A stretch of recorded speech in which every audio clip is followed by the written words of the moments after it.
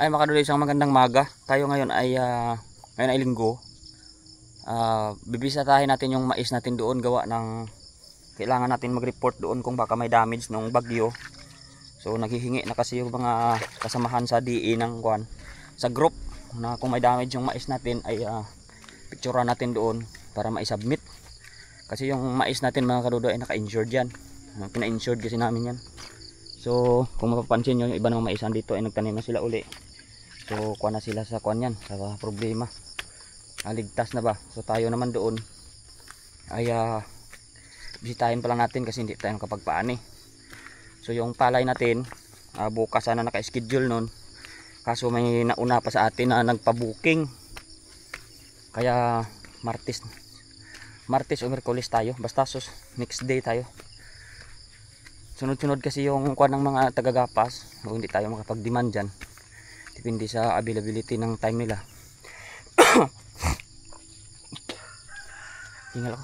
Kaya tingnan natin doon kung ano yung mangyayari sa mais natin. Napo ako. Mabuti ngayon, maganda yung panahon, no? Ano, babalik pa tayo sa baba, gawa ng magbilad tayo ng palay natin doon pang konsumo. Huwag nakapoy aga pa bugtaw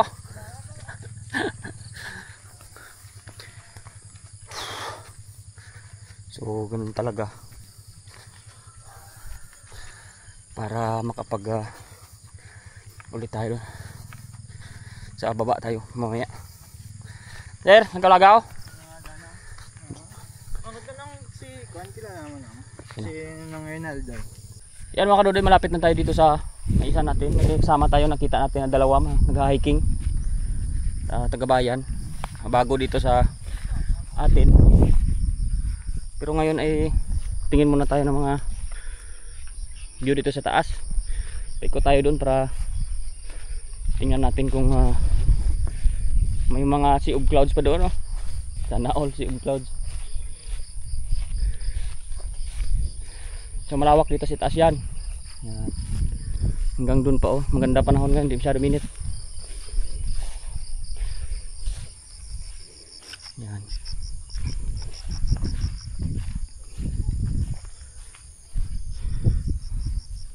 Mga hikers yung kasama natin, nagha-hike yan sila at hanap-hanap nila yung tiyuhin ko na mag-tour guide doon pa sa kabila.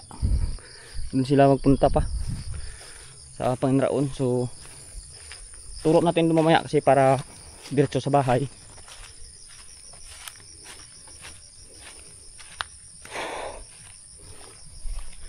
So maganda sana yung tanawin dito. May ano pala, hindi nakuha, hindi nalinisan. Aray ko. So dito na lang tayo. Yan.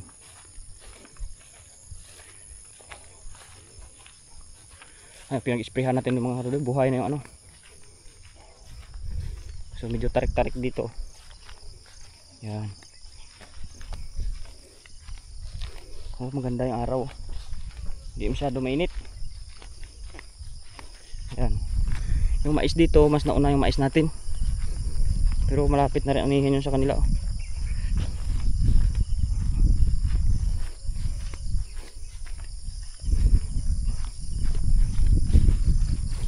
Yan. So maganda doon. Ay mga kadudoy, may makasama tayo sa taas. Nag-hike sila, turo natin mamaya. Yung sweet corn dito ay na ano din medyo nasa lanta din ang sweet corn mga kadudoy, alam ko. Yan. Dapa-dapa din yung mga sweet corn, kaawa. Medyo gawa sa bagyo, medyo dumapa din sila. Sana yung sa atin doon ay walang bawas. May ibon mga kadudoy, pugo yata. Lipad na siya. Yan mas maano pala mga kadudoy, mas hindi matibay yung pundasyon ng sweet corn kasi tingnan mo kuha na talagang naano sa salanta dapa yung mga kuan, dapa yung mga kuan dito mais. So dito yung daanan. Balik tayo dito sa daanan natin. Yan. Yun yung dalawa doon nag-hike sa itaas. Kukuha pa yun sila ng picture taking doon kasi so nag-hike sila. Kuha sila ng magandang anggulo doon sa taas. Antayin na lang natin dito sa daan. Yan yung palay dito mga kaluluya, hinog no. Kuan ito, tinatawag sa amin na Bisaya ba. Yung native, yung mabango ng mga palay yan. Mabango at malambot, pero minamaya na rin kahit kakaunti oh. So maganda din doon oh. Yan. Mga kaluluya, abangan nyo na lang yung pagpunta natin sa mais natin sa baba kung ano na yung sitwasyon doon. Pero ito, huli ito, pero kuan na nga, magulang na. So how much pa yung atin doon? Ang sana all how much. Babay na mga kaluluya. Yan mga kaluluya, maulap sa baba. Ang ganda tingnan. Naani na yung mais dito dati. Dating wala pa to, ngayon naani na oh. Oh, maganda dito. Punong-puno ng mga kaulapan sa ibaba. Yan. So halos may mga bagong tanim na doon oh. Nauna yung mag-ani doon. Tayo dito wala pa halos. So ayan yung sa katabi natin, medyo magulang na. So yung atin din siguro. So, tingnan natin pag ikon.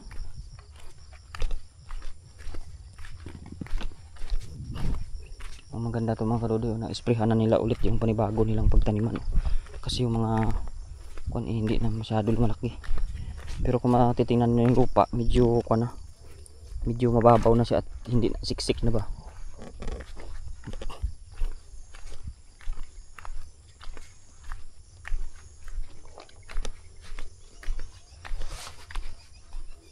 Medyo nagbabantay ng kalabaw dito.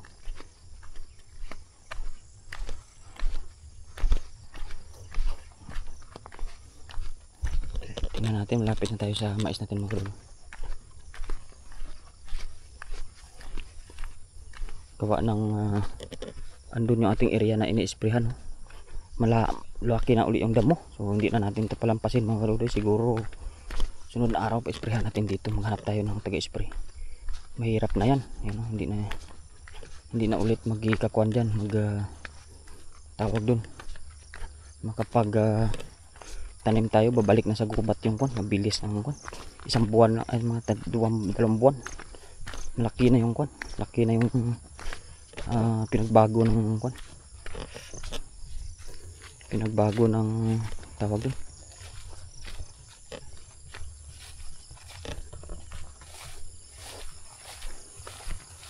Pinagbago ng mga damo parang ganito no. So isprayhan na lang natin, isprayhan para nilaki.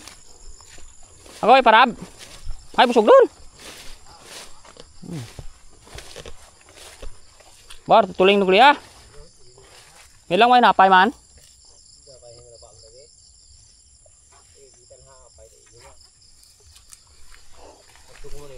ha.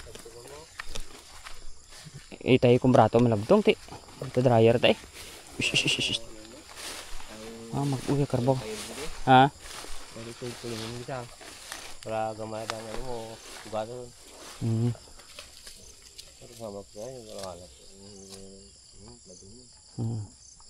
Mga sakuan pa madya, mga sunod semana pa, mga primero semana pa siguro pa. Sunod pa. Punron doon abi, hindi pa makuha pa kapag subos to may schedule sa naggarmi apa ay pagtapos ba itong pa-dryer ko mako tapos sunod ka. Mga isa pos mana aja. May hapay na. Ngedi mo kay ngagaw tinyo ko tong kuan. Man. Di ka man ka bulan hay mat init mo yan. Mga tayo mo vlog mo sabi na. Ako nga nabalak-balak hindi nga prayagan na way do na dayon hay pirti di ka busy.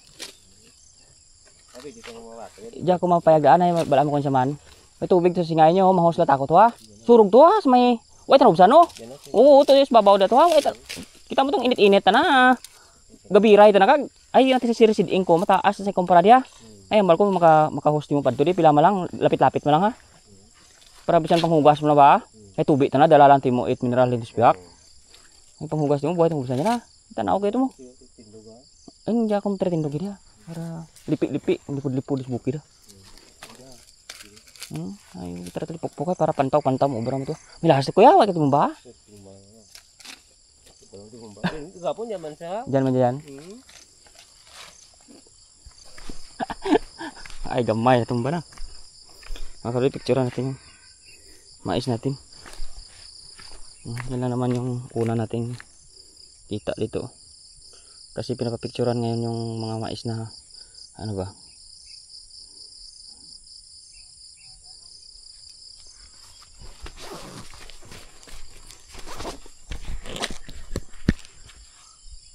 May tabag pa gani kuya? May tabag no? Kung may ayam dad no? May bumba no? Huwag kabid dalaya. Kung nga pangan-pangan to ay kalain niya scoop na. Yan makado dito tayo sa maisa natin. So yan na yung tsura ng mais natin. Oh. Medyo malapit na rin to sa ani kaso walang anin pa. Wala naman masyado kasi damage ng bagyo yung mais natin. Pero yung mga kuha ng kaibigan natin talagang ganun talaga. Grabe yung ano ng mga kaibigan natin. Wala nang ano pudpud na nila. Hindi masiguro makaubos yan. Kasi hindi ako nakapagpa-spray dito noon. Busy tayo, busy na. Yan marami siyang ito kasi mahirap pag hindi hindi mo ma-sprayhan kasi yung pero kung ano ito mga relate, try natin buksan itong isa. Pwede na to. Pwede na to anihin tingnan natin. Gulang na mga kaluluy magulang na nga So mga 1 week pa, mga first week tayo na October pa na natin to, paanin na natin. Pwede na yan. Unting na lang. Unting tiis-tiis. Tari ko.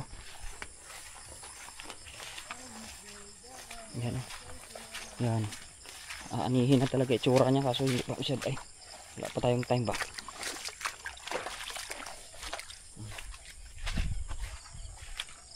Yan anihin na talaga yung itsura niya. Yung ating pinapa-sprayhan doon damo na ulit. So kuha na naman tayo yan doon, mag-spray na naman panibago para hindi nalalaki. Green na naman doon bilis ng damo. So wala naman tayo kung sino damage dito sa mais natin mga kaludo. Hindi naman tumalabagyo dito. Pero dito sa taas medyo meron, pero yung sa atin wala. Tibay naman ang dito mais natin. Wala namang, hindi naman na damage yan.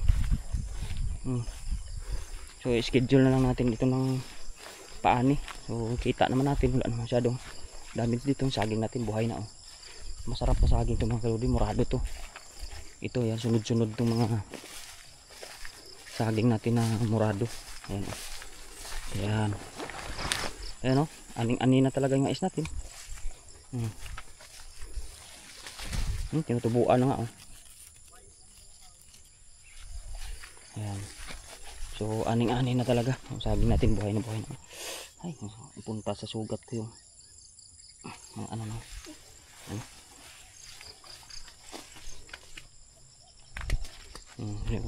So anihan sa kabila green na. Yung sa kanila natutumba, yung atin hindi katibay. Ang sa kanila dito dapang dapa alam mo. Dapang dapa to. Samantala yung atin dito ay wala man lang bawas kahit isa. Hindi man lang natumba. Magkatabi lang to. Ayan tingnan mo. Tumba na yun sa kanila. Pero sa atin hindi man lang tumba. Wala talagang bawas. Tingnan mo dito rin tumbang-tumba na magkatabi lang. Yung sa atin hindi lang nababawasan yan mga karudoy. So ayan, anihan na po. Sa mga nagtatanong sa atin mga karudoy, anihan na yung mais natin yan. Anihan na yung mais natin aning-ani na. So kuha na lang tapos ng palay natin, sure na to, papaanin na natin dito. Ayan. Pwede na yan, ayan gulang na. So malaki-laki naman pero mas dito mas maganda tong variety na to sa kanila mga karudoy. Sobrang laki ng mais nila. Sa atin ganito lang yung pinakamalaki. Pero sa kanila tingnan mo, hahaba talaga, sobrang laki. Ganda yung binhi nito, tiba-tiba ka dito. Yan kaganda. Pero sa kanila tumba talaga. Sa atin wala ang bawas. So wala man tayong mai-report nito. Kasi wala mang damage yung atin. Okay na yan. Paanin na lang natin. Wala mang tumba mais natin. Yun o. Sana yung nantay natin mga kaibigan doon. Nagpa-vlog din kasi yun. Nag-hike. Kaya antay-antay lang natin sila mga karode. Yan mga karode, babay na. At thank you. At hindi naman nasira yung mais natin. At saka yung ating sprayhan doon. Nakita na natin na kailangan na natin mag-spray ulit. So akitin na natin sa sunod naman dito na araw yan. Para ma-sprayhan natin. Yumabong na yung mga damo doon. Grabe bilis. Maulanin kasi. Yan mga karode. Bye muna.